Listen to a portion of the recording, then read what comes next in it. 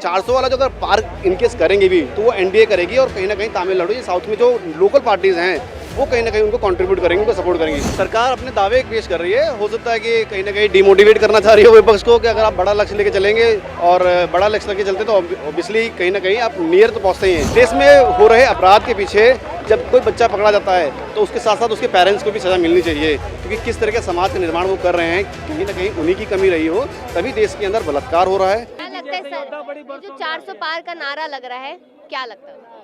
ये तो जब चुनाव नज़दीक आएगा तब पता लगेगा। अभी तो कहना आसान होगा किसी के लिए भी। सरकार तो कह रही है आसानी से।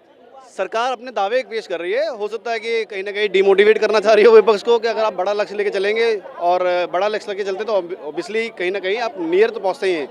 जो मेजोरिटी वाला जो पावर होता है, जो 270 प्लस चाहिए होता है, वो तो कहीं ना कहीं लेकर आएंगे ही लेके आएंगे। 400 लाना एक मुझे नहीं लगता कि इतना आसान होगा, क्योंकि कई सारे ऐसे क्षेत्र हैं देश के अंदर जहाँ पर बीजेपी को या इंडिया को इतना ज़्यादा वोट मिलता नहीं है, वोट शेयरिंग उतनी है नहीं। और 400 के लक्ष्य को लेकर मैं नहीं कहूँगा कि हाँ ये है कि हाँ पॉसिबल है कि वो आएंगे सत्ता में, क्योंकि कहा जा रहा है कि जो भारत देश है वो साउथ और नॉर्थ में बढ़ चुका है। जो साउथ एरिया है वो भाजपा को सपोर्ट नहीं करता, कुछ ऐसा नहीं, ऐसा कहना बिल्कुल गलत होगा। ऐसा कहना बिल्कुल गलत होगा कि साउथ और नॉर्थ में डिवाइड करना, ये डिवाइड एंड रूल वाली जो पॉलिसी है ना, वो कहीं भी जो है ना इस चीज़ों पे डिस्कस भी नहीं होना चाहिए, क्योंकि कहीं ना कहीं आपके द्वारा मेरे द्वारा अगर कुछ भी हम नेगेटिव बोलेंगे या गलत बोलेंगे तो वो फ़र्क पड़ता है हमारे सोशल लोगों के ऊपर। तो ऐसा कहना गलत होगा। खैर, और मैं कहूँगा कि साउथ और नॉर्थ में डिवाइड करने वाली बात, या फिर हम बोले कि बीजेपी का कितना वोट बैंक है वहाँ पर, तो साउथ में भी है। बेंगलोर की बात करें, बेंगलोर साउथ में पड़ता है। अगर साउथ और नॉर्थ में देखेंगे आप तो मुंबई भी ऑलमोस्ट वही होगा। अगर आप बात करते हैं तमिलनाडु में भी अभी उनका ग्रो कर रहा है, उस लेवल पे नहीं है लेकिन हाँ ग्रो कर रहे हैं वो। और आने वाले टाइम में 400 वाले, और वो 400 वाला जो अगर पार इनकेस करेंगे भी तो वो एनडीए करेगी और कहीं ना कहीं तमिलनाडु ये साउथ में जो लोकल पार्टीज़ हैं वो कहीं ना कहीं उनको कंट्रीब्यूट करेंगे, उनको सपोर्ट करेंगी।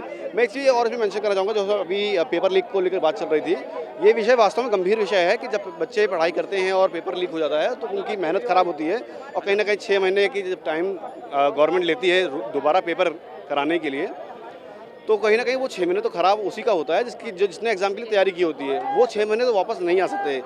मुझे लगता है कि गवर्नमेंट को इसके लिए भी कोई पॉलिसी बनानी चाहिए कि उस टाइम तक जो बंदे तैयारी कर रहे हैं, जो बच्चे तैयारी कर रहे हैं, उनके लिए क्या काम हो, और स्ट्रिक्ट एक्शन लेना चाहिए जो भी बंदे क्या कहते हैं इस चीज़ को करते हैं। और इन्होंने जो कहा था योगी आदित्यनाथ जी को लेकर के, सीएम को लेकर के, देखिए अधिकारी हैं वो, सीएम हैं, मुखिया हैं प्रदेश के, कहीं ना कहीं जवाबदेही उनकी बनती है, इसमें कोई दो राय नहीं है। और वो कहीं ना कहीं एक्शन भी ले रहे हैं, जिसको लेकर के मैं कहूँगा कुछ हद तक सहमत हूँ।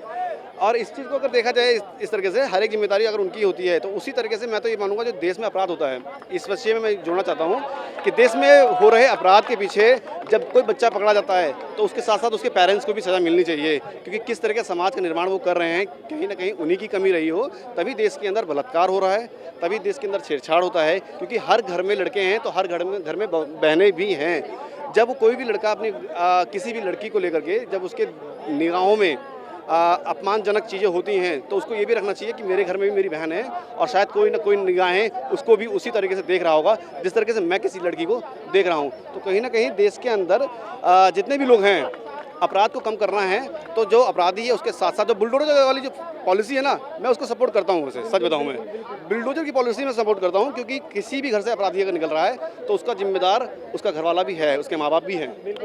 आपने सुना है यहाँ पर कि तमाम मुद्दों पर हमने चर्चा की, अलग अलग मुद्दे यहाँ पर है, पेपर लीक मामला हो गया या फिर मोदी सरकार को लेकर हो गया, तो ये मुद्दे लगातार चलते ही रहेंगे क्योंकि 24 के चुनाव बहुत नज़दीक है। इस पर अपनी राय ज़रूर दीजिएगा और देखते रहिए लीडिंग भारत।